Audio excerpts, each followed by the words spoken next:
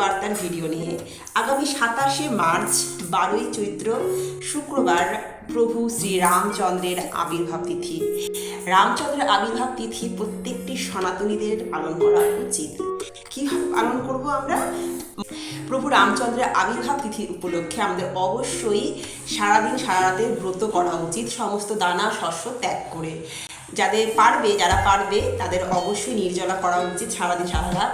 যারা পারবে না তাদের জন্য বলছি, তারা অবশ্যই দুপুরবেলা পর্যন্ত, মানে মধ্যাহ্নে যেহেতু প্রভু রামচন্দ্রের আবির্ভাব, তো দুপুরবেলা পর্যন্ত নির্জলা থেকে 12টার সময় প্রভু রামচন্দ্রের অভিষেক করতে হবে। কীভাবে অভিষেক করবো? কারণ সবার বাড়িতে তো রামচন্দ্রের বিগ্রহ থাকে না।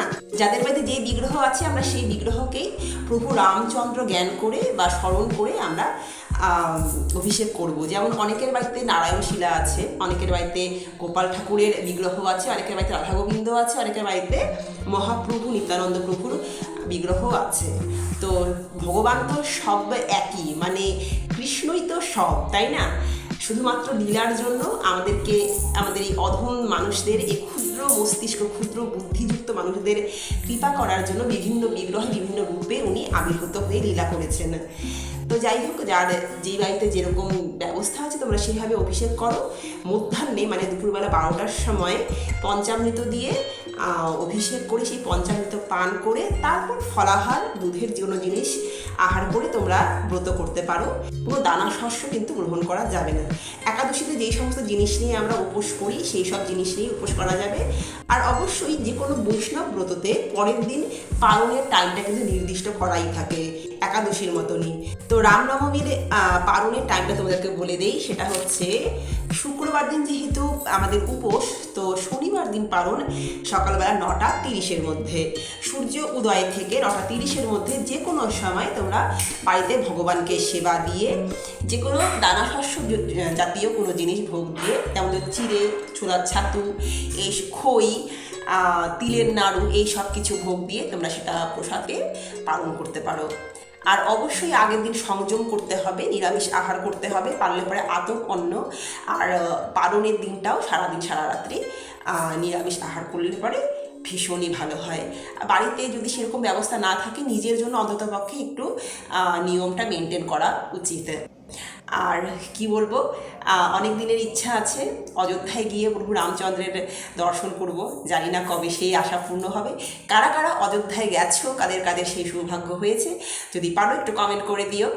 আর বলছি যে 27 তারিখে আমাদের আনন্দনগরের কিছু মহিলা মণ্ডলী যারা নতুন একটি দল তৈরি করেছেন, রাধারানী মহিলা বৃন্দ, তাদের যে প্রথম বর্ষের অষ্টপ্রহর, তার শুভ সূচনা কিন্তু 27 তারিখ 27শে মার্চ রামচন্দ্রের আবির্ভাব তিথিতে, একটা পুণ্যতিথি। তো ভীষণ একটা ভালো তিথিতে আমাদের এইবারের অষ্টপ্রহর প্রথম বর্ষের, সেটা হচ্ছে গিয়ে কলস যাত্রা হবে। কলস যাত্রাটা কী জিনিস বলে দিই, ভগবানের হচ্ছে গিয়ে যে অভিষেক হবে সেদিন, অধিবাস হবে। ভগবানকে অভিষেক করানোর জন্য যে জলটা, সেই জলটা আমরা আনতে যাব কলসিতে করে, নগর পরিক্রমা হবে, দারুণ আনন্দ হবে, সবই ভগবানের কৃপা। দেখা যাক, অনেক কিছু আশা আছে, কি হয় এখন। সদস্যবৃন্দরা প্রচুর খাটাখাটনি করছেন, প্রথম বছর তো অভিজ্ঞতা নেই অনেকেরই। তো দেখা যাক, ভুল ভ্রান্তির মধ্য দিয়ে আমরা ভগবানের একটু সেবা করার চেষ্টা করছি। তো যারা যারা আশেপাশে আছো তাদেরকে আবারও ওয়েলকাম জানাচ্ছি। তোমরা অবশ্যই 27, 28, 29 তারিখের মহানামযজ্ঞে তোমরা অবশ্যই এসো। আর 30 তারিখ হচ্ছে গিয়ে ভোগ মহাপ্রভুর, তার সপার্শ্বদ মহাপ্রভুর ভোগ, তোমরা অবশ্যই এসো। প্রসাদ পাওয়ার নিমন্ত্রণ রইল সবাইকে। আর কি বলবো, রামচন্দ্রের যে হচ্ছে গিয়ে আবির্ভাব তিথি উপলক্ষে তোমরা সবাই ব্রত করো, কেউ দানা শস্য গ্রহণ করো না।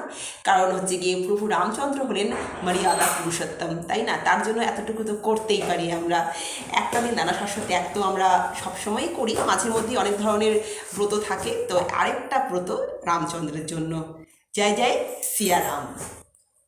আসি, দেখা হবে আবার কোনো ভিডিওতে।